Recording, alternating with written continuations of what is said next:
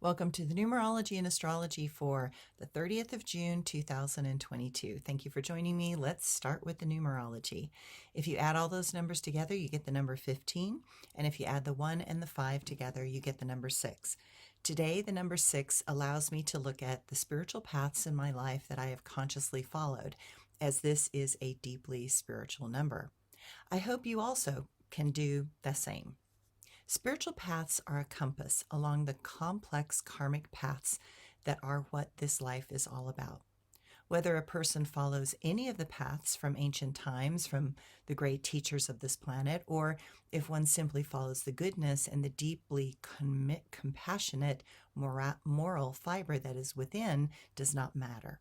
What matters is that we recognize those moments when we are being shown something. We have all had cosmic moments of synchronicity where it seems as if some powerful force is instructing us about those elusive things that are just outside our awareness. We are here to awaken and evolve love in this density and to spread that positive essence into this dualistic world.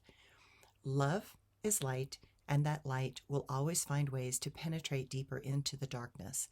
The number 6 reminds us to seek that light within that is guiding our life and to discover ways to share it. Begin by noticing what you love and what makes you feel brighter, then allow that to inspire you to begin the long journey of mastery into that subject, art form, skill set, or intuitive gift. All spiritual journeys are complex and designed to inspire us to become a better person. The astrology today. The moon in Cancer most of today makes us notice what we feel and what is important to us on a personal level. Notice the faces that come into our mind and memory. Notice that those that have departed are always right there for us to connect with in times of need. Pluto and Mars square, and that is the reason we continue to have all this inner tension and circumstances that seem to force us ahead. Life demands us to take responsibility. Life is always pushing us forward. Notice the impatience that feels like sandpaper on a wound, and remember that you are not alone. The moon and Neptune trine supporting a more creative approach to things. Emotionally, we want a steadier path in a world that seems determined to not allow us to feel those old places of comfort. That is why being in a process of constant change is important right now.